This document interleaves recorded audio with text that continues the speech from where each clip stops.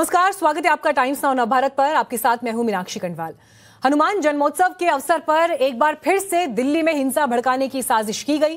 जहांगीरपुर इलाके में शोभा यात्रा के दौरान पत्थरबाजी हुई, आगजनी हुई, कांच की बोतलें फेंकी गई, फायरिंग तक की गई, सरेआम गाली गलौज हुई। अब तक 20 आरोपियों के नाम इस मामले में सामने आ चुके हैं, जिसमें 2 नाबालिग भी शामिल हैं। कोर्ट में पेशी के बाद मुख्य आरोपी अंसार और असलम को पुलिस कस्टडी में भेज दिया गया है। कोर्ट से बाहर निकलते वक्त देखिए आरोपी अंसार को किस अंदाज में, किस इशारे के साथ फिल्म पुष्पाराज के अंदाज में देखिए वो कैसे निकला है, क्योंकि ये तस्वीर एक ऐसी थी। कोर्ट में पेशी के लिए जिस समय ले जाया जा रहा था अंसार को, लेकिन चेहरे पर मुस्कान थी, किसी तरह की कोई शर्मिंदगी या कोई अफसोस नहीं, और उल्टा उसने कैमरों के सामने एक एक्सप्रेशन ऐसा दिया जो फिल्म पुष्पाराज के मुख्य किरदार से मिलता जुलता है, जिसमें मुख्य किरदार का ये डायलॉग है, झुकेगा नहीं। लेकिन ऐसा लग रहा है कि हिंसा के बाद भी अंसार को कोई फर्क नहीं पड़ा। कोर्ट में पेशी हो रही है, लेकिन कोर्ट से बाहर आने के बाद आरोपी अंसार ने खुद को कसूरवार माना। सबसे पहले आपको सुनवाते हैं अंसार ने क्या कहा।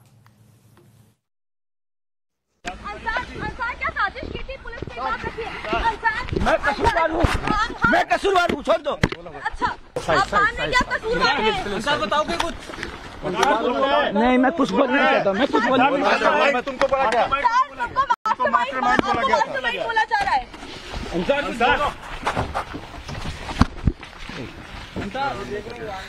इससे पहले आरोपियों की पेशी के दौरान कोर्ट में पुलिस ने जो कहा वो बेहद चौंकाने वाला था। पुलिस के मुताबिक हिंसा के मास्टरमाइंड असलम और अंसार को 15 अप्रैल को शोभा यात्रा की जानकारी मिल गई थी। तभी इन लोगों ने साजिश रची और हिंसा को अंजाम दिया। साफ है, दिल्ली में हिंसा की साजिश संयोग नहीं बल्कि प्रयोग था। साजिश सुनियोजित थी।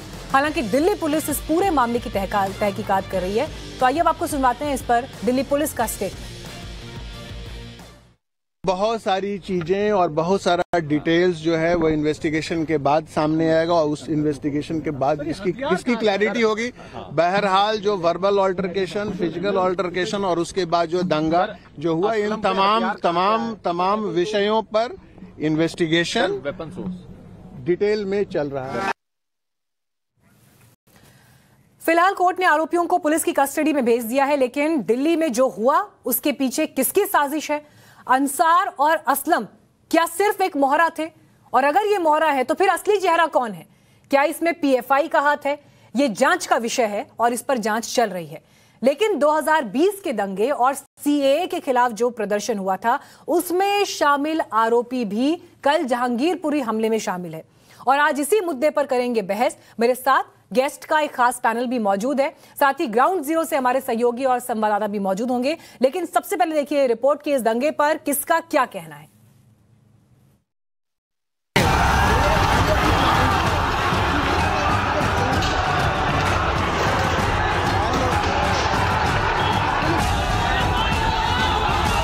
जब इधर को आने लगे, अपने अपने लोग घरों में जाने लगे, तो इन्होंने मस्जिद वालों ने ही वहाँ पे मुसलमान के लोग जो खड़े थे उन्होंने पथराव चालू कर दिया। शराब की बोतलें, जो उनके कूड़े के ढेर होते हैं ना, बोरे बड़े बड़े, उनों के अंदर उन्होंने ढेर करके रख रखे थे। और छतों पे से लेडीजों ने भी खूब पथराव करा। और ये गाड़ी वाड़ी सब तोड़ दी इनने तो। कुछ ऊपर से पत्थर आ रहे थे, कुछ सामने से आ रहे थे। कोई तलवार लेके था, कोई डंडे रोड थे। तो जिस वक्त ये आप पे बुलेट की इंजरी हुई, उस वक्त आप कौन से ब्लॉक में हुए? ना वो कुशल चौक पे ही थे। जब बाद में आगे आ गए थे ना, कुशल चौक के ऊपर ही हुई थी। जो सामने सी ब्लॉक साइड से फायर हुए थे, 7-8 फायर हुए थे। छातों से भी पत्थर, बोतल सारे आ रहे थे सर। और पब्लिक बहुत ज़्यादा इकट्ठा हो गया था। जो सामने पब्लिक खड़े थे, जो शोर शराबा कर रहे थे, गाली दे रहा था, उसको पीछे से भी पत्थर आ रहा था सर। गाली तो दे ही रहे थे, बांग्ला भाषा में भी दे रहे थे, सीधी सी है, जिसे समझ में आ रहा था मुझे। क्या ये एक साजिश का हिस्सा था? कह सकते हैं सर, कह सकते हैं बिल्कुल सर, क्योंकि एक साथ इतना आदमी मतलब इकट्ठा होना टाइम लगता है सर। अब आज जो है वो क्योंकि शांति हो गई तो इसलिए ये बेचैन है, और इनकी जो है वो मोदी बैशिंग की, सनक भारत बैशिंग की साजिश की हद तक पहुंचती जा रही है। अचानक तो नहीं, कुछ लोग इसके पीछे होते हैं, bad evils and bad elements, तो है तो प्लान्ड ही सीरीज टाइप जो चल रहा है। मुझे लगता है उनका ऐसी चीज़ों का जवाब वैसे ही देना चाहिए उन लोगों को, अदरवाइज उनको समझ में नहीं आएगा। तो आखिर जहांगीर हिंसा के पीछे किसका हाथ है, इस पर बात करने के लिए इस वक्त हमारे साथ खास मेहमान जुड़ गए हैं। बीजेपी से शहजाद पूनावाला हमारे साथ इस वक्त मौजूद हैं। आपको बता दें कि IMF से अध्यक्ष डॉक्टर शोएब जमई हमारे साथ इस वक्त जुड़ गए हैं। PFI से मोहम्मद आसिफ हमारे साथ जुड़ेंगे। राजनीतिक विश्लेषक और RSS के जानकार अवनिजेश अवस्थी हमारे साथ चर्चा में जुड़ गए हैं और पूर्व DGP OP सिंह इस वक्त हमारे साथ मौजूद हैं। मैं आप सभी का स्वागत करती हूं टाइम्स नाउ नवभारत पर। शुरुआत सबसे पहले शहजाद मैं आपके साथ करना चाहूंगी। पूरे देश ने देखा देश की राजधानी दिल्ली में हनुमान जन्मोत्सव के दौरान क्या हुआ, और जिस तरह की जानकारियां निकलकर अब सामने आई हैं, जो दिल्ली पुलिस ने कहा है कि यह साजिश तो 15 तारीख को ही प्लान हो गई थी। यह संयोग है या प्रयोग?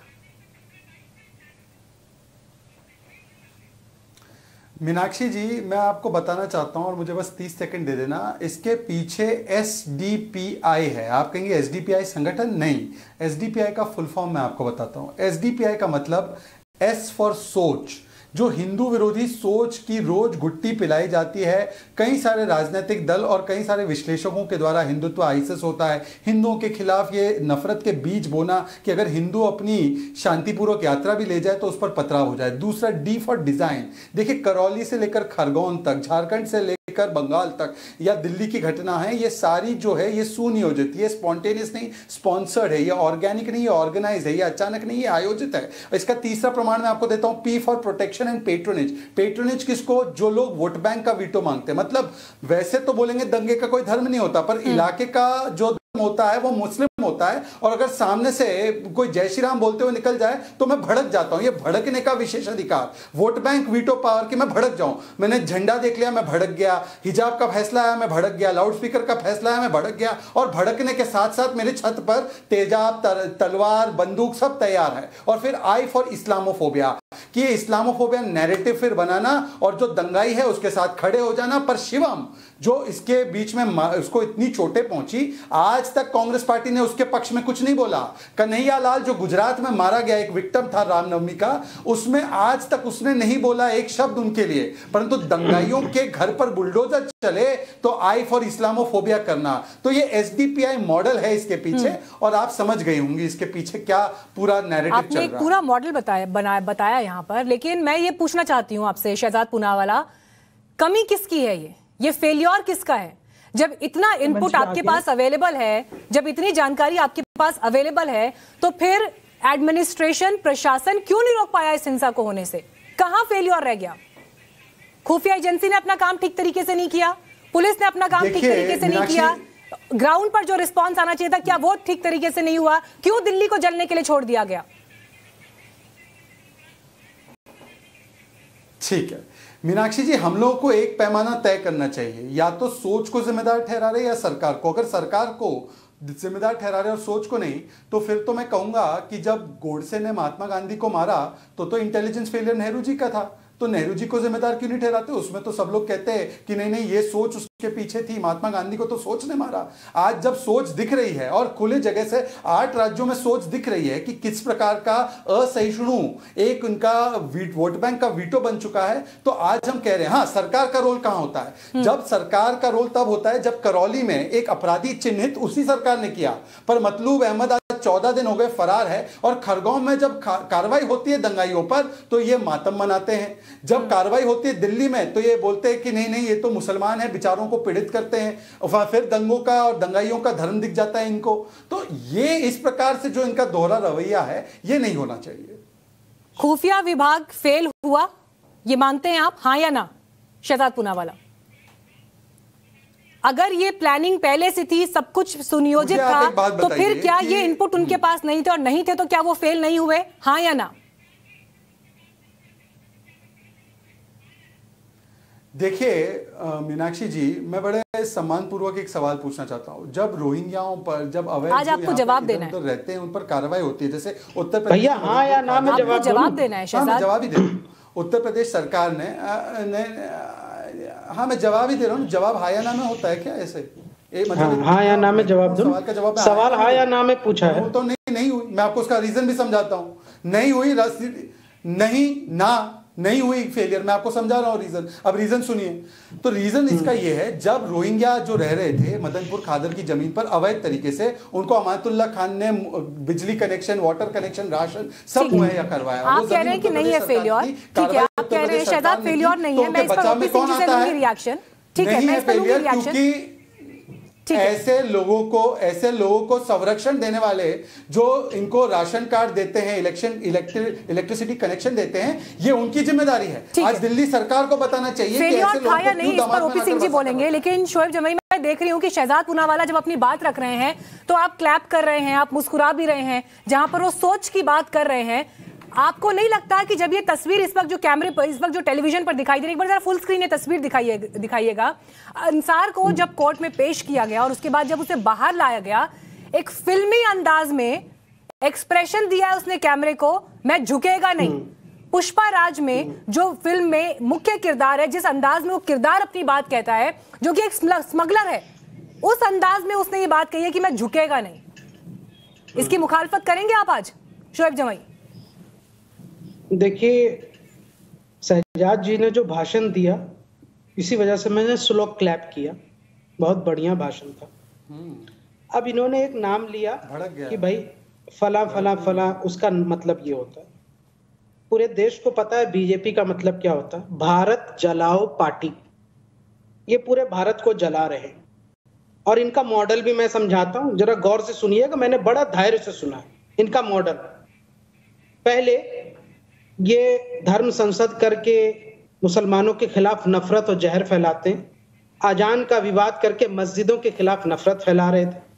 उसके बाद इसी शोभा यात्रा में, सुनिए ना मैडम, मैंने सबको सुना है, आप सवाल एक बार सुन लीजिएगा, शायद आपने सवाल ठीक से नहीं सुना। आप अपना यहाँ से पहले मामला ठीक कर लीजिए सर। आप मेरी बात तो सुनिए ना। शहजाद पूनावाला को टाइम दिया है सुनने का, तो हमें भी आप टाइम देंगे। अगर आप जस्टिफाई नहीं करेंगे तो मैं आपका चैनल छोड़ दूंगा। डिबेट में दूसरे नंबर पर बोलने का मौका दिया है, और इसीलिए मौका दिया है कि आपको पूरा देश सुने। जितने लोग घर बैठ के आपको सुन रहे हैं, मैं चाहती हूं कि मैंने आपसे जो सवाल पूछा आप उसका जवाब मुझे दें, क्योंकि जो बातें, जो दलीलें आप दे रहे हैं वो उससे पहले 525 बार लोग सुन चुके हैं। मैं आपसे नए जवाब की उम्मीद कर रही हूं आज। मेरा सवाल आपसे यह है कि एक आरोपी जो इस अंदाज में वहां पर दिखाई दे रहा है, फिल्मी अंदाज में, क्या आप उसे पैनल पर बैठकर क्रिटिसाइज करेंगे इस वक्त? ये सवाल है मेरा आपसे, इस पर जवाब दीजिए। इसी अंसार की क्या इस सोच को आप क्रिटिसाइज करेंगे? इसी अंसार की पत्नी का इंटरव्यू बड़े चैनलों ने लिया, उनकी पत्नी पे मुझे एक महिला पे भरोसा है, उन्होंने ये कहा दिल्ली पुलिस पर भरोसा नहीं है, बचाव कराने गए थे, मुझे उनकी पत्नी पे भरोसा है, दिल्ली पुलिस पर नहीं है, और उसकी उस महिला पे भरोसा है। ठीक है, दिल्ली पुलिस पर नहीं है ना, वहां बीच बचाव कराने गए थे, दिल्ली पुलिस पर नहीं है, मैंने कह दिया मैडम, देश के कोर्ट पर नहीं है भरोसा, देश के कोर्ट पर भरोसा नहीं है, जहां इसको अभी प्रेजेंट किया गया, जहां पेश किया गया। अंसार बीच बचाव कराने गए थे, और उससे पहले, चूंकि आपने पिक्चर की बात की, पिक्चर में इंटरवल से पहले भी पिक्चर होती है, इंटरवल के बाद तो आप पूरा दिखाते हैं, इंटरवल से पहले नहीं दिखा रहे। इंटरवल से पहले का पिक्चर मैं दिखाता हूं। सी ब्लॉक जहांगीर नगर की मस्जिद में शाम को 6:30 बजे दंगाई आते हैं हथियारों के साथ, और वहां मस्जिद के अंदर झंडा फहराते हैं, जिसकी तस्वीरें मैंने 2 चैनलों में अभी शहजाद जी के साथ बैक टू बैक दिखा चुका हूं, उस पर कुछ नहीं बोला उन्होंने। उसके बाद ये दंगाई जाते हैं वापस, दोबारा हथियार लेकर के, पिस्टल और सारी चीजें लेकर के आते हैं, फिर यहाँ पे पथराव शुरू होता है, दोनों तरफ से पथराव हुआ, रिटेलिएशन भी हुआ। लेकिन मुझे ये बताइए कि इन जो शोभा यात्रा में आपको मस्जिद में झंडा फहराने का शौक क्या है? मस्जिद में घुस के हड़दंग करने की क्या मुसलमान एमसी है, मुसलमान की मां बहन को गाली देना, ये कौन कह रहा है कि मस्जिद में झंडा फहराया गया? ये कौन कह रहा है? जी, देश के बड़े चैनलों ने कल रिपोर्ट किया, और मस्जिद के इमाम साहब ने इंटरव्यू दिया, उसी लाइव में मस्जिद के इमाम साहब ने दिखाया वो जगह। वो उनका वर्जन हो सकता है, अभी तक के इन्वेस्टिगेशन में तो ये बात नहीं आई है। क्या दिल्ली पुलिस ने अपने किसी स्टेटमेंट में ये बात बोली अभी तक? जर्नलिज्म, सुनिए, जर्नलिज्म का भी एक इन्वेस्टिगेशन होता है। कई बार आप लोग चैनल में इन्वेस्टिगेशन करते हैं ना, और क्लेम करते हैं कि हमारे जर्नलिस्ट ने ये क्लेम किया। ये आप मुझे मत सिखाइए, क्योंकि आप सिखा नहीं पाएंगे। ठीक है। नहीं हम आपको नहीं सिखा रहे। आप वो जगह नहीं रखते कि आप मुझे ये जर्नलिज्म के बेसिक सिखाएंगे, वो जगह आप नहीं रखते हैं। मैं अपना काम बहुत बेहतरी से कर रही हूँ और उम्मीद ये करती हूँ कि आप जवाब बेहतर तरीके से दें। मेरा सवाल आपसे ये था, कि जो लोग हिंसा फैलाते हुए पाए गए हैं और जो आरोपी हैं, क्या आप उन्हें सार्वजनिक मंच पर बैठकर, राष्ट्रीय चैनल पर बैठकर उस सोच को क्या आप क्रिटिसाइज करेंगे? लेकिन आप नहीं कर पाए क्रिटिसाइज, आप नहीं कर पाए क्रिटिसाइज हिंसा फैलाने वालों को। मुसलमानों ने दंगे नहीं फैलाए, मजहबी चश्मे से देख रहे हैं सर, क्योंकि आप मुसलमानों ने दंगे नहीं फैलाए, नहीं कर पा रहे हैं। ये दंगे फैलाने के लिए शोभा यात्रा में आए हुए लोगों ने किए। आप मुझे जर्नलिज्म का बेसिक ना सिखाएं, पहले आप ये बेसिक ठीक करें कि हिंसा को मजहबी चश्मे से देखना बंद करें। ठीक है, ये जरूरी है। खुल के कह रहा हूं, इस बात को समझिए, सीना ठोक के कह रहा हूं कि मुसलमानों ने दंगे नहीं फैलाए, शोभा यात्रा में आए हुए लोगों ने दंगे फैलाने की कोशिश की और हथियार लेकर के आए, ठीक है, पिस्टल और यहाँ से तलवारें लेकर के आए, मोहम्मद आसिफ, और ये पूरे देश में हुआ। ठीक है सर, शोएब जमई सुन लिया आपको। मोहम्मद आसिफ, मुझे ये बताइए, जब भी कोई ऐसी घटना होती है उसका सिरा जाकर पीएफआई से क्यों जुड़ता है बार बार? जी मैडम धन्यवाद। ये तो हम आपसे पूछ रहे हैं कि हर जगह पीएफआई का कनेक्शन आपको बताने में मजा क्या आता है? जहां पर हमारा एक मेंबर नहीं होता, जहां पर पॉपुलर का कोई नेटवर्क नहीं होता, वहां पर भी पीएफआई कनेक्शन। इसका मतलब जो है बीजेपी और आरएसएस का जो एजेंडा जो देश में चल रहा है, आप उसको छुपाने के लिए पीएफआई का नाम केवल एक छाते के रूप में इसको बचाने के लिए अपने लिए हमने नहीं लिया सर। और दूसरा कौन अभी तक पुलिस ने नहीं बोला, एक सेकंड जानकारी सही दीजिए जरा, देश को जानकारी सही दीजिए। हमने किसी का नाम नहीं लिया, जो इन्वेस्टिगेशन में बात आई है उसी बात पर आपसे सवाल पूछा जा रहा है। इन्वेस्टिगेशन में आई उसी बात पर सवाल पूछा जा रहा है। अभी तक हमारे पास ऑफिशियल तो जानकारी नहीं है। हम कोई आपके ऊपर हम कोई टिप्पणी नहीं कर रहे। मेरे पास एक पूरी लिस्ट है, ठीक है, एक लिस्ट है मेरे पास, जो मैं आपकी जानकारी के लिए पढ़ना चाहती हूँ। मैडम बताइए कौन से जवाब आपको ही देना है। मैं लिस्ट है जो मेरे पास मैं आपके सामने पढ़ना चाहती हूँ। आपने करौली हिंसा में बड़े वो चलाए, कौन सी पुलिस ने इन्वेस्टिगेशन में नाम आया? मोहम्मद आसिफ, मैडम आप लोग तो सेलेक्टिव दिखा रहे हैं। जवाब आपको गहरे देने पड़ेंगे। सुन तो लीजिए, आप ही के लोगों की बात है, सुन लीजिए ना मैडम, आप सुनिए। जनवरी 2022 में कर्नाटक हिजाब विवाद में नाम आया, अप्रैल 2022 में करौली विवाद में नाम सामने आया, दिसंबर 2020 में हाथरस रेप केस के बाद मुद्दे को बढ़ाने के लिए फंडिंग इकट्ठा करने के आरोप में सीएफआई नेशनल सेक्रेटरी को गिरफ्तार किया गया। जुलाई 2018 कोच्चि में अभिमन्यु एसएफआई नेता मर्डर केस में संलिप्त होने का आरोप, एक सीएफआई मेंबर अरेस्ट हुआ। 2018 कन्नूर में एबीवीपी नेता की हत्या में 6 सीएफआई के जो नेता हैं वो अरेस्ट हुए। 2016 में एनआईए ने आतंकी गतिविधियों में संलिप्त कुछ लोगों को केरल में अरेस्ट किया। बाद में एनआईए को पता चला कि अरेस्ट हुए लोगों में कुछ पीएफआई और सीएफआई से थे। 2016 तिरुवनंतपुरम एआईएम पीएमटी में बुर्का पहनकर आने में मनाही पर विरोध प्रदर्शन किया। और ये लिस्ट यहीं पर खत्म नहीं हो रही है, अभी बहुत लंबी लिस्ट है, नहीं बोल रही हूँ आगे। लेकिन मुझे ये बताइए कि इस तरह की घटनाओं का सिरा पीएफआई से क्यों जुड़ता है? मैं कह रहा हूं इनमें से आधे से ज्यादा आरोप झूठे साबित हुए और ये ज्यादातर मीडिया के प्रोपेगेंडा नैरेटिव से बनाए हुए आरोप है। कोई भी इनमें से आरोप आज तक साबित नहीं हुआ। एक भी आरोप आज तक साबित हुआ तो बता दीजिए। ये नैरेटिव है जो पीएफआई के खिलाफ बनाया जाता है। दूसरा मैं कह रहा हूं जो असल में ये है, ये जो अभी जो मामले चल रहे हैं ये हिंदू मुस्लिम का मसला नहीं है। ये जो शोभा यात्रा है, रामनवमी का जुलूस है, ये हनुमान जयंती के जुलूस है, ये हिंदुओं के जुलूस नहीं है। हिंदू धर्म को, सनातन धर्म को पूरी तरीके से आरएसएस ने हाईजैक कर लिया है। आपको मालूम है जहांगीरपुरी में सुबह 10 बजे से रैलियां निकली है, 3 बार रैली निकल चुकी थी।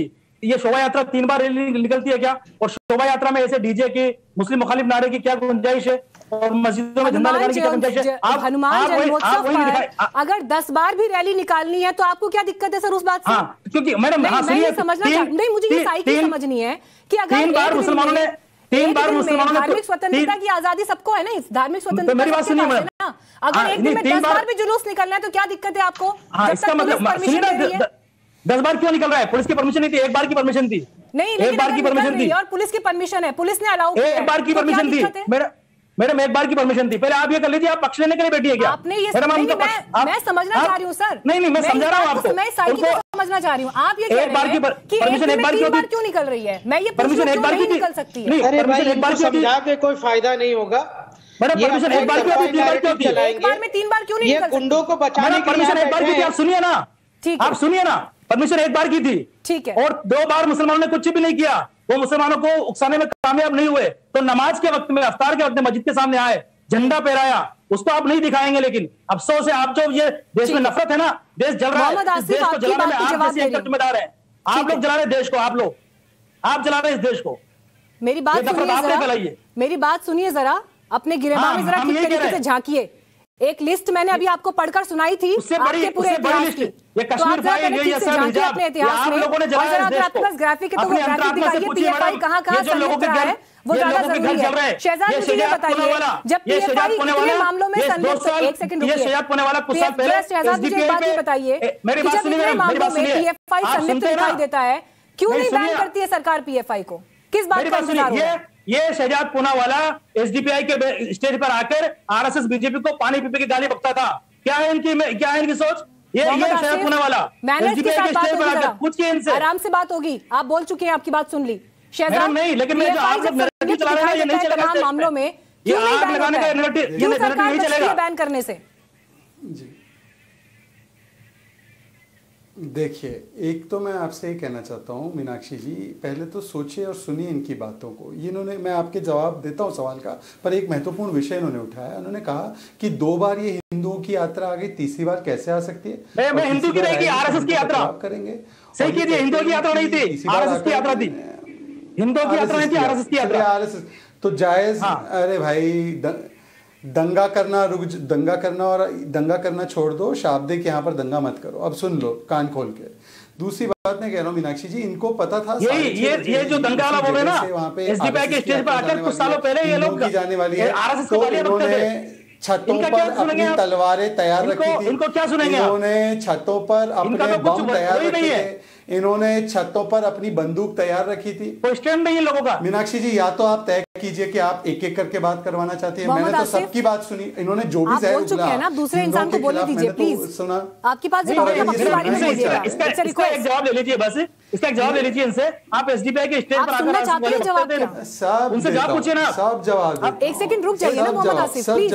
एसडीपीआई के स्टेज पर आकर दोनों लोग साथ में बोलेंगे, कोई किसी की बात नहीं सुन पाएगा। आप लोग लगातार डिबेट में बैठते हैं, एक बेसिक उसको फॉलो करिए प्लीज। उस नहीं, पहले उसका जवाब दीजिए, बताइए उस वक्त एसडीपीआई की फुल फॉर्म क्या थी? आप जब एसडीपीआई के स्टेज पर आकर आरएसएस बीजेपी को गाली देते हैं,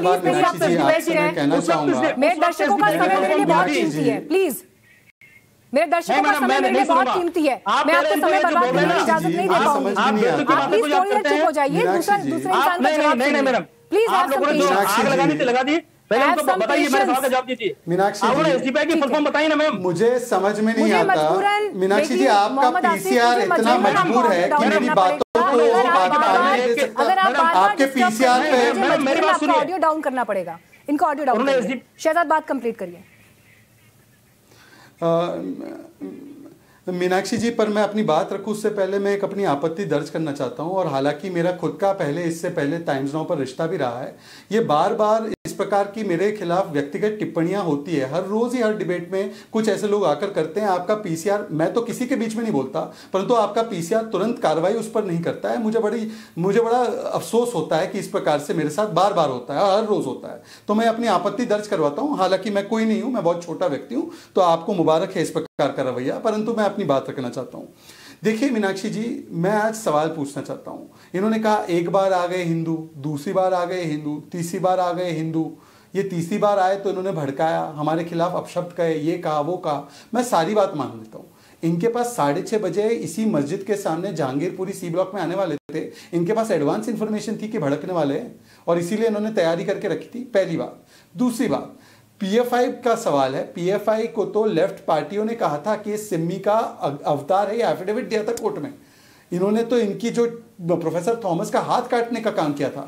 जब राज्य सरकारों पर आज बात आई है कि इन पर प्रतिबंध लगाए, तो राजस्थान सरकार बोल रहे हैं, मैं वही बता रहा हूँ, मैं बता रहा हूँ, वही बता रहा हूँ, वही बता रहा हूँ, चल रहे हैं स्क्रीन पर, वही बता रहा हूँ। ये कि सरकार बैन क्यों नहीं करती है पीएफआई को? वही बता रहा हूँ, आप झूठ बोलते हैं, वही बता रहा हूँ, वही बता रहा हूँ।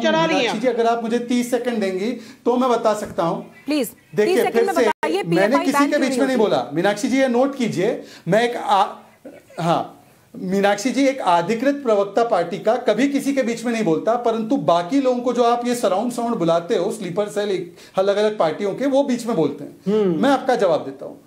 राज्य सरकार के पास लॉ एंड ऑर्डर की ताकत होती है और लॉ एंड ऑर्डर इन्वेस्टिगेट करता है अलग अलग मामले। जैसे उत्तर प्रदेश में पीएफआई ने कुछ चीजें की हैं, जैसे केरला में कुछ की है, कर्नाटका में की है, अलग अलग जगहों पर की है। उनको एक डॉसियर बनाकर देना होता है ताकि केंद्र के हाथ में वो सबूत हो कि वो कोर्ट के सामने इसको पेश कर पाए। उत्तर प्रदेश ने बैन किया, जहां पर सबसे ज्यादा केरला में सक्रिय है, वहां पर वामपंथी की सरकार कहती थी कि पीएफआई सिमी का अवतार है। आज वो तैयार नहीं उसके ऊपर प्रतिबंध लगाने के लिए।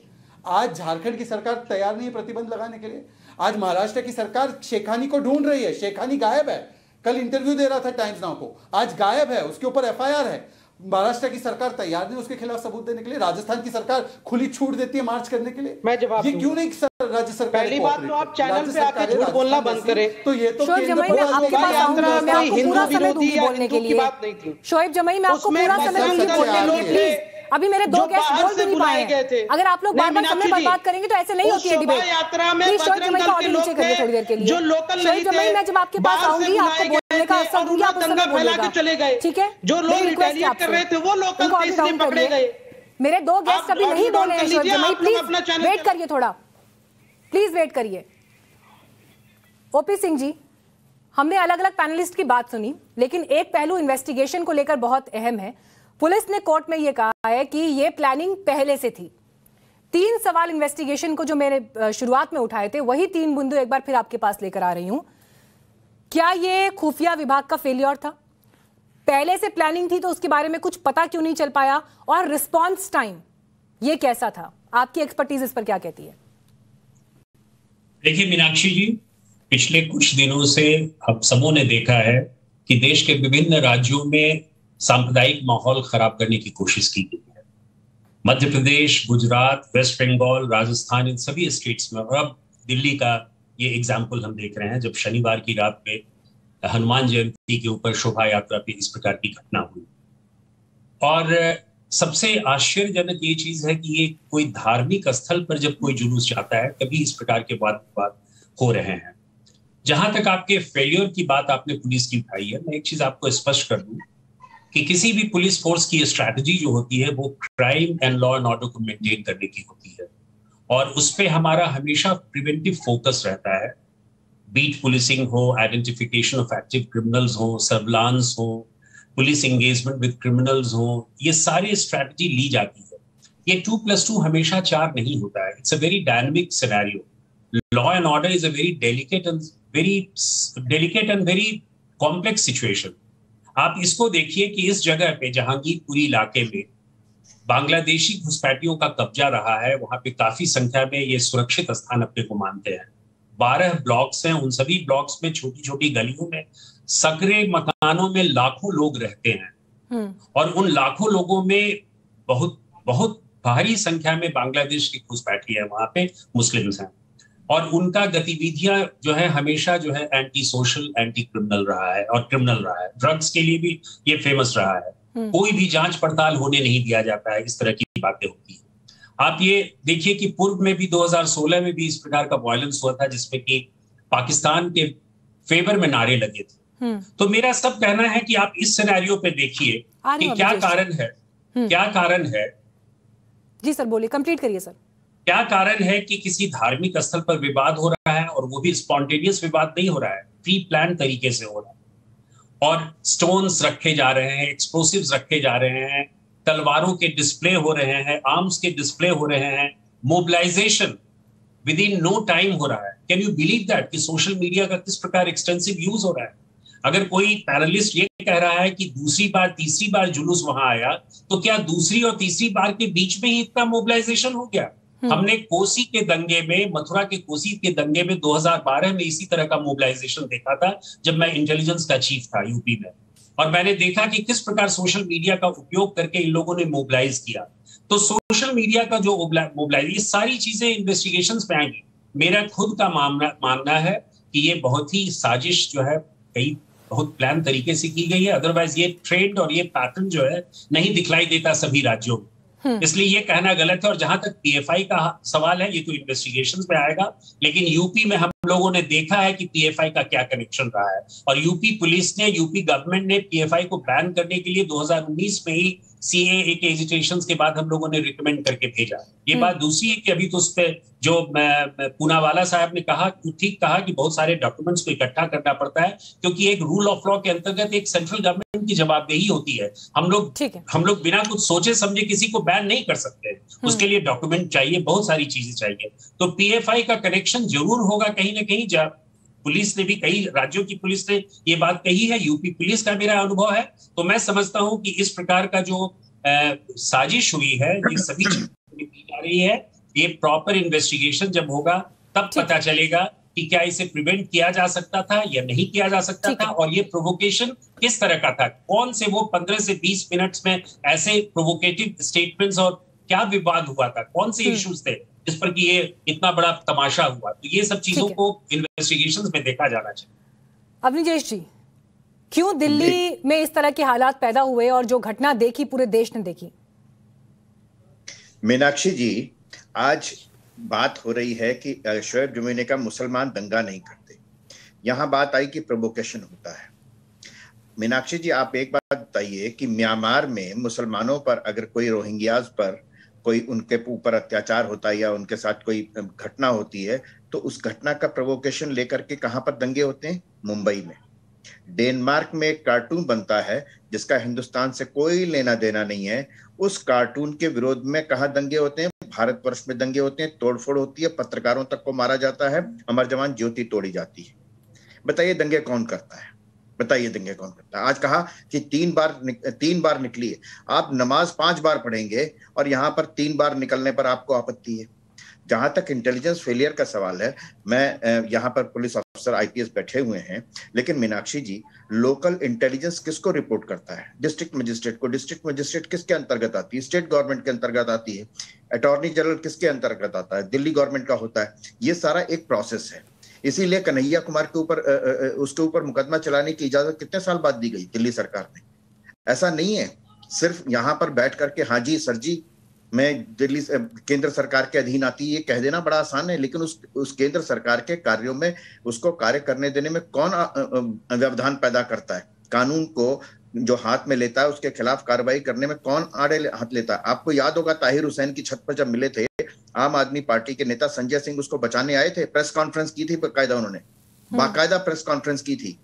महत्वपूर्ण बात यह मीनाक्षी जी, हनुमान जन्मोत्सव पर जैसा कि शहजाद ने भी कहा कि आप एक बात बताइए कि प्रोवोकेशन पहले से होगा, ये बात आपको मालूम थी और इसलिए आपने सारे हथियार इकट्ठे कर लिए? एक जगह नहीं, हर जगह, दिल्ली में नहीं, सिर्फ रामनवमी पर हुआ, नववर्ष पर हुआ, हनुमान जन्मोत्सव पर हुआ।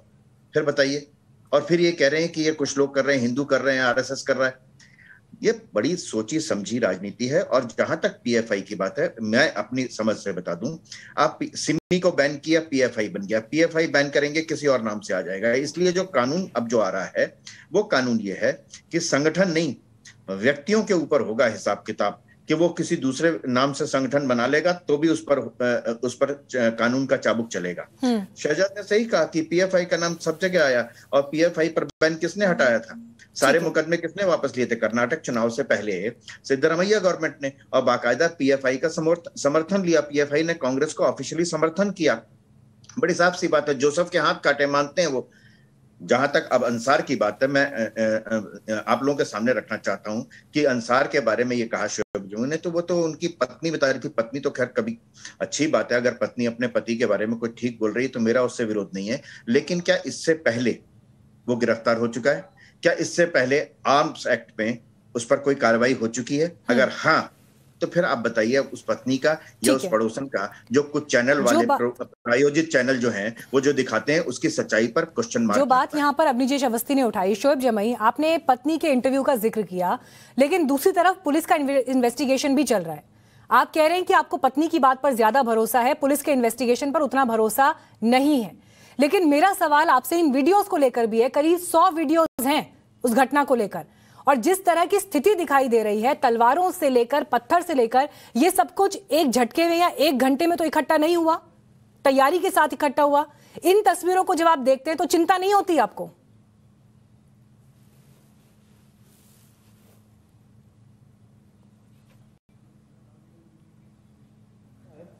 कि दिल्ली पुलिस के पास जामिया मस्जिद जहांगीरपुरी सी ब्लॉक के इमाम साहब का वो रिकॉर्ड भी होगा, जब उन्होंने सार्वजनिक तौर पर कहा कि इसी मस्जिद में शाम को 6:30 बजे दंगाई आए और झंडे फहराए। मैं दिल्ली पुलिस से कह रहा हूँ, सर पिछले 3 सालों से आप हमारे साथ कांटेक्ट में हैं और कई मामलों में यहाँ से बातचीत भी हुई। आज ये सारे सबूत दिए जा रहे हैं, सोशल मीडिया पे भी है और हमने भेजा भी है, जिसमें वो सब पिस्टल और हथियार लहराते हुए आ रहे हैं। वो जो बजरंग दल के लोग आए, मुझे मालूम है वो लोकल लोग नहीं है, मैं बता भी सकता हूँ, वो बाहर से बुलाए गए थे, इसलिए उनकी पहचान नहीं हो पा रही। क्या वो तस्वीर दिल्ली पुलिस के पास नहीं है? मुझे पता है ये गिरफ्तार होंगे, लेकिन जब ये गिरफ्तार होंगे तो कोई चैनल नहीं दिखाएगा। जैसे राजा राम गुर्जर जो अभी करौली में गिरफ्तार, जिसका नाम है मास्टरमाइंड में मतलूब अहमद के साथ, तो सिर्फ मतलूब अहमद को बता रहे हैं ना, राजा राम गुर्जर के बारे में ये शहजाद भी चर्चा नहीं कर रहे हैं, क्योंकि उससे नैरेटिव नहीं चलेगा। उसी तरह दिल्ली दंगे में इससे पहले गिरफ्तार हो गया, दूसरा गिरफ्तार नहीं हुआ। सुनिए, ठीक है, एक बार उनको कंप्लीट कर लें, शोएब कंप्लीट कर लें, फिर मैं आऊंगी अवनीश जी आपके पास। दिल्ली दंगे में भी जब लोग गिरफ्तार हो रहे थे तो बताया, देखो जी ताहिर हुसैन साहब गिरफ्तार हो रहा है, और इसी दिल्ली दंगों में 699 हिंदू जो बीजेपी और आरएसएस थे वो भी गिरफ्तार हुए। उस समय चैनल ने नहीं दिखाया। दिल्ली पुलिस सही काम कर रही है, मैं जानता हूं। अंसार की भी बेगुनाही साबित हो जाएगी, मैं जानता हूं, लेकिन जब बजरंग दल वाले जब गिरफ्तार होंगे, जो सबूत हमने भेजे हैं, जमीयत उलमा हिंद ने भेजे हैं, मैं दिल्ली पुलिस के डीजीपी साहब से कहता हूं, एसीपी साहब से कहता हूं, कमलजीत साहब से कहता हूं कि साहब कब नहीं हमने कॉपरेशन किया, शाहीन बाग आंदोलन के दौरान कॉपरेशन किया, सुप्रीम कोर्ट में कॉपरेशन किया, हर जगह कॉपरेशन करते आ रहे हैं। अब आप क्या कॉपरेशन चाहते हैं? हमने सारे सबूत आपके दे दिए, अब आप उनकी गिरफ्तारी तो कीजिए। जो तफसीरों में साफ दिख रहे हैं पिस्टल लहराते हुए, जो मस्जिद में आके झंडे फहरा के गए थे, मैं मना तो नहीं कर रहा हूं, जिन्होंने पत्थर चलाए उनको भी गिरफ्तार कीजिए। आपने अंसार को गिरफ्तार किया, अच्छी बात है, आप जांच कीजिए, अगर दोषी होगा हम उसको जस्टिफाई नहीं करेंगे। लेकिन सवाल ये है कि जो एक तरफा नैरेटिव बन रही है, दंगाई तो दोनों तरफ से है, पत्थर चलाने वो लोग भी लोग, सारे सबूत मैं 3 चैनलों में दिखा चुका हूं, कल से सारी बड़े बड़े चैनल दिखा रहे हैं जो नोएडा में ही आपके, उनमें एक भी आदमी की गिरफ्तारी नहीं होती है। इससे विश्वास नहीं जगेगा, समाज का नहीं जगेगा। मैं कितना कहूं, मैं तो सारी बातें कह रहा हूं कि कानून का भी पालन करना है, देश में शांति व्यवस्था डॉक्टर शोएब जमाई, लेकिन यही सवाल कि आप कम्युनिटी का डॉक्टर शोएब जमाई, लेकिन ये सवाल जब आप इंसाफ करेंगे। ठीक है, मैं आपसे एक बार फिर ये सवाल इसलिए पूछना चाहती हूँ क्योंकि मैंने पहले भी आपसे ये पूछा। जवाब दे दीजिए। ठीक है, एक सेकंड अवनीश जी प्लीज, एक सेकंड। डॉक्टर शोएब जमाई, जब हम इन तस्वीरों को देखते हैं, आपने भी तो चुन लिया ना कि आप दिल्ली पुलिस से ज्यादा जो है अंसार की पत्नी पर भरोसा करेंगे, और इसीलिए लोगों के जहन में यह सवाल आता है कि आखिर मजहब के चश्मे से इस घटना को क्यों देखा जाए। अगर हिंसा हुई है, दंगा हुआ है, तो उसमें धर्म से अलग हटकर आरोपियों की तरह बात होनी चाहिए, दोषियों पर बात होनी चाहिए। लेकिन हर समुदाय अपने हिसाब से, अपने कंफर्ट के हिसाब से चुन लेता है कि उसको कौन सी साइड चुननी है। क्यों नहीं आप खुले मन से निंदा करते उनकी, खुले मन से निंदा करिए ना उनकी। आपको ये क्यों कहना पड़ता है कि आप पत्नी पर ज्यादा भरोसा करेंगे और पुलिस पर कम भरोसा करेंगे? ये क्यों कहना पड़ता है आपको? कि अभी तो एक ही दिन हुआ है, कोई जांच नहीं हुई। अभी सिर्फ पत्नी और पड़ोसियों ने आके कहा कि अंसार जो है ऑफिस से वापस आया था, लैपटॉप रिपेयर करवा के वापस आया, अचानक से उसके पास लोग आए, भाई अंसार भाई यहाँ समझा बुझा दो, बहुत हंगामा हो गया। वो जिस चीज पर रिस्पॉन्ड करना चाहते हैं करिए, फिर मैं शहजाद के पास जाऊंगी। ठीक है, अपनी जैसी बोलिए। कोर्ट में ये प्रूव हो जाएगा कि अंसार ने दंगा फैलाने में शामिल था, तो आप सजा दे दीजिए, मैं कौन सा आ रहा हूँ। अगर मैं कुछ गलत कह रहा हूँ तो दिल्ली पुलिस सुन रही है ना, हमें जानती है। शोएब भाई, अभी आपने कहा कि पुलिस ने दिल्ली दंगों में हिंदुओं को भी गिरफ्तार किया, तो पुलिस की निष्पक्षता तो आपने मान ली, पहली बात तो ये है। दूसरी बात ये बताइए कि आपने कह दिया कि मुझे मालूम है कि अंसार निरपराध साबित होगा। आप अंसार को जानते हैं व्यक्तिगत रूप से? आप जानते हैं व्यक्तिगत रूप से? नहीं, मेरा सीधा सवाल ये है, आपने कहा कि मुझे पूरा विश्वास है कि अंसार जो है निर्दोष साबित होगा। आप अंसार को व्यक्तिगत रूप से जानते हैं? आप? मैं उनकी पत्नी पे बातों पे भरोसा करके कह रहा हूँ। अच्छा, आप उनकी पत्नी की बातों पर भरोसा कर रहे हैं और उसकी जो पुलिस जो कह रही है उस पर भरोसा नहीं कर रहे। वो खुद कह रहा है हाँ मैं कसूरवार हूँ, उस पर पहले गिरफ्तार हो चुका है, वो पहले गिरफ्तार हो चुका है। कई बातें गलत आप हरेक की पत्नी पर विश्वास करेंगे? आप हरेक अपराधी की पत्नी पर विश्वास करेंगे? किसके ऊपर? आप हरेक अपराधी की पत्नी पर विश्वास करेंगे? आरोपी, हरेक आरोपी और अपराधी की पत्नी पर विश्वास करेंगे? until and unless proven guilty in the मैं वही court, कह रहा he हूँ, cannot मैं be वही said as कह रहा हूँ। criminal. तो आप ये बताइए, until and unless आपके लिए अजय मिश्रा, वो जो था आशीष मिश्रा, वो बिना किसी उसके हो गया था वीडियो देख करके। आप यहाँ की वीडियो कह रहे हैं कि मैं मानता नहीं हूँ, ठीक है ना? इसमें अंसार का वीडियो दिखा दीजिए आपको कितने बताओ? चैनल के पास अंसार का वीडियो है, दिखाइए आप अंसार कहां कोई अपराधी साबित नहीं हो जाता। नहीं, चैनल के पास अंसार का वीडियो तो होगा। ठीक है, मैंने आप दोनों का पॉइंट लिया। मैं शहजाद के पास अब जाना चाहूंगी एक सवाल लेकर। ठीक है अवनीश जी, ठीक है, अब आगे बढ़ेंगे। शोएब जमाई, मैंने आपका पॉइंट नोट किया, ठीक है। शहजाद पुनावाला, जो सवाल लेकिन शोएब जमाई ने उठाया, रिक्वेस्ट है कि सिर्फ एक सवाल पूछ लिया कि भाई शोभा यात्रा में मस्जिद में चढ़ के झंडा फहराने की किसने साजिश रची और कौन लोग थे, वो क्यों कर रहे हैं ऐसा, ये बताइए पहले। लेकिन सर उसका भी तो कोई वीडियो नहीं है ना। मैं आपसे यही तो पूछ रही थी कि आपने ये वर्जन कहां से पढ़ा है, ये वर्जन कहां से पढ़ा है आपने?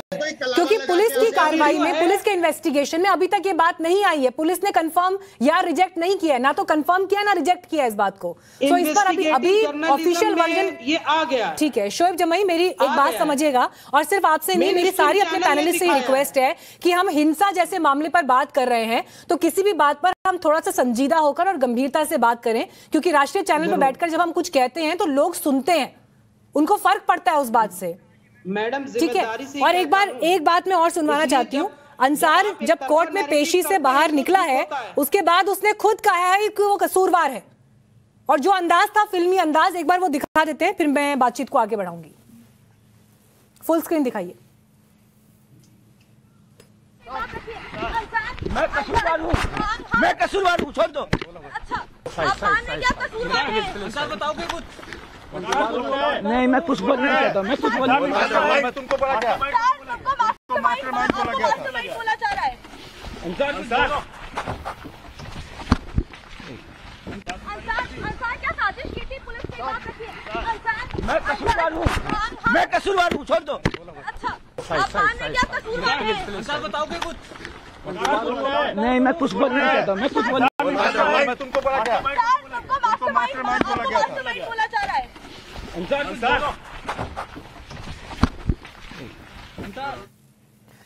शहजाद पुनावाला, ये सवाल मैं शोएब जमाई के कहे हुए स्टेटमेंट्स के साथ ही आगे बढ़ाना चाहूंगी। उन्होंने ये बोला कि जिस तरह से एक्शन लिया जा रहा है, सुना नहीं गया, या जो भी परिस्थिति वो बता रहे हैं कि एक नैरेटिव गढ़े जाने की कोशिश हो रही है।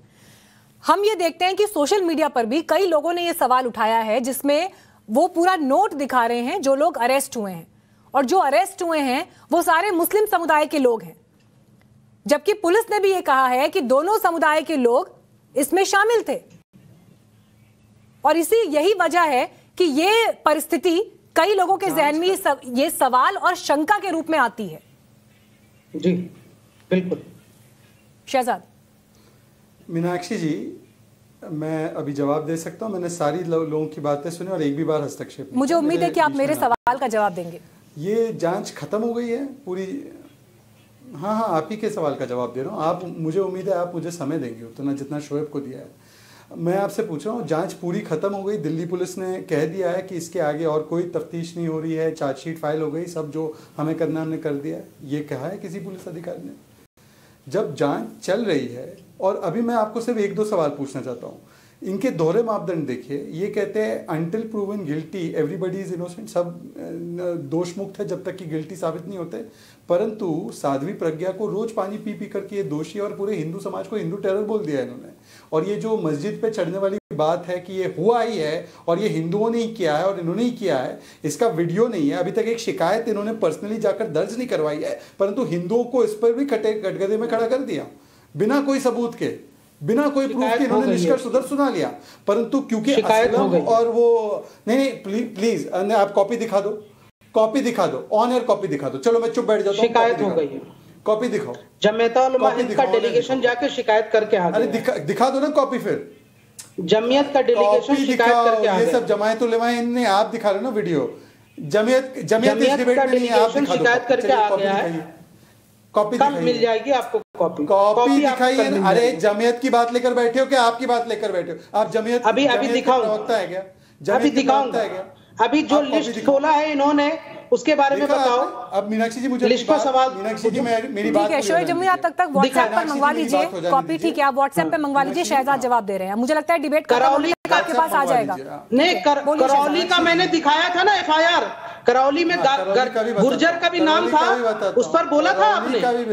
करौली पर राजाराम गुर्जर का नाम जब मैंने दिखाया FIR में, आप ऐसे ही मांग रहे थे ना पिछले डिबेट में, मैंने दिखा दिया था FIR, मेरा समय राजाराम गुर्जर का नाम था उसमें। मैंने आपसे जवाब दिया वाले पॉइंट को उठाया है, मैंने उस पॉइंट पर आपको कहा कि दिखाइए शिकायत की अगर कोई कॉपी आपके पास है, कोई ऑफिशियल शिकायत पुलिस के पास अगर हुई है तो उसकी कॉपी आप व्हाट्सएप पे मंगवा लीजिए, आ जाएगी 3-4 मिनट में, डिबेट में भी समय बाकी है, आप देश के सामने रख दीजिए उसे। और शहजाद अब जवाब कंप्लीट करिए अपना।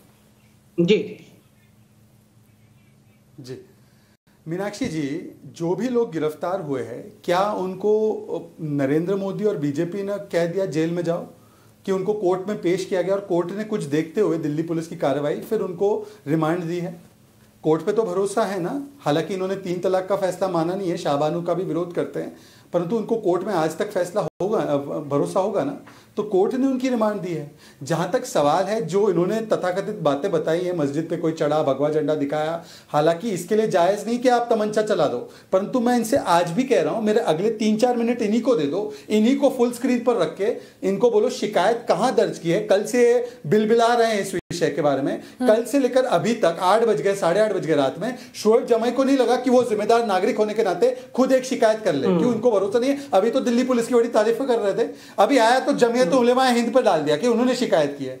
अरे शोएब, तुमने लास्ट टाइम एक वीडियो दिखाया था, उसमें तो तुमने कहा था कि श्री राम को बैन कर देना चाहिए, ये तुम्हारा पिछला वीडियो है। तुम्हारी बातों पर कैसे भरोसा किया जाए? तुम्हारी बातों पर क्यों भरोसा किया जाए? आप अब मैं 3-4 मिनट मीनाक्षी जी इन्हीं को सिर्फ शिकायत पूछते रहना, शिकायत कहां है? नहीं, शिकायत कहां है? पहले शिकायत कहां है? इतना बड़ा आरोप इन दो पर लगाया, आप पहले शिकायत दिखाओ, पहले शिकायत दिखाओ। नहीं शिकायत दिखाओ, पहले तो शिकायत दिखाओ, तो सबूत दिखाएंगे, शिकायत दिखाओ, पहले तो सबूत दिखाएंगे, शिकायत दिखाओ, सबूत और शिकायत, सबूत छोड़ दो, तुम्हारा सबूत देख लिया, शिकायत कहां दर्ज करवाई इतने घंटों में? बताओ। जहांगीरपुरी की कल शाम की 6 बजे की घटना, अभी 8:30 बज रहे हैं, 24 घंटे हो गए, शिकायत दिखाओ, शिकायत दिखाओ। और ये मस्जिद के अंदर मीनाक्षी जी शिकायत क्या कर रहे हैं? इनके वीडियो नहीं, इस मस्जिद के अंदर ये भगवा झंडे क्या कर रहे हैं? तस्वीरें, बहुत सारी तस्वीरें और वीडियोस हम भी दिखा रहे हैं, लेकिन मैं फिर वही बात कह रही हूं, क्या पता है कि हम और ये जो पिस्टल लिए हुए हैं, ये पिस्टल कौन लिए हुए हैं? डॉक्टर शोएब जमाई, ये तस्वीरें जो आप कह रहे हैं, अगर आपका दावा सही है तो फिर इसकी शिकायत तो होनी चाहिए ना। मैं तो कह रही हूँ आपको, लेकिन फिर वही बात है कि ऐसी चीजें जो किसी को इंसाइट कर सकती हैं, उकसावे की हो सकती हैं, कम से कम मैं अपने डिबेट में अपने चैनल पर इस चीज को मंच नहीं दे सकती हूँ सर। मुझे माफ कीजिए आप इस चीज में, मैं जवाब दे रहा हूँ आपको ऐसी तस्वीरों के जो अभी FIR सुनिए, जो अभी FIR दर्ज हुई है, मैंने आपसे वो पुलिस ने स्वतः संज्ञान लिया। ठीक है ओपी सिंह जी, एक सेकंड, मैं आपको अभी FIR नहीं मीनाक्षी जी, जो अभी FIR दर्ज हुई है वो पुलिस ने स्वतः संज्ञान लिया है, तो मैं ये उम्मीद करता हूँ कि जो हमने दिखा रहे हैं उसका भी स्वतः संज्ञान पुलिस लेगी, उसका इंतजार इस चीज का भी तो स्वतः संज्ञान पुलिस को लेना चाहिए ना। डॉक्टर शोएब जमाई, जहां तक मेरी जानकारी है, अभी तक पुलिस के किसी वर्जन में ऐसी कोई बात सामने नहीं आई है, जहां तक मेरी इन्फॉर्मेशन सही है। आपके पास कोई अलग सोर्स से इन्फॉर्मेशन होगी, उसकी तस्दीक नहीं कर सकती। अंसार के गिरफ्तार करने में कोई शिकायत की थी क्या? पुलिस ने स्वतः संज्ञान लिया ना, तो इस पर भी स्वतः संज्ञान ले ले, आगे बढ़ रहा है, ये कौन सी बात हो गई? ठीक है, हो गई आपकी बात सर। ओपी सिंह जी, कई सारे वीडियोस हैं, 100 से ज्यादा वीडियोस हैं जो अभी तहकीकात के दायरे के भीतर हैं, जिसमें हम ये भी देख रहे हैं कि एक शख्स फायर करता हुआ भी दिख रहा है, तलवार लहराते हुए लोग भी दिख रहे हैं। और जो सवाल मैंने शहजाद के पास भी उठाया था कि अगर एक ही समुदाय के लोगों की गिरफ्तारियां हुई हैं तो जो एक नैरेटिव, जिस नैरेटिव का जिक्र शोएब जमाई कर रहे थे, उसको बल मिलता है। सिर्फ न्याय होना ही नहीं, न्याय करते हुए दिखना भी जरूरी है।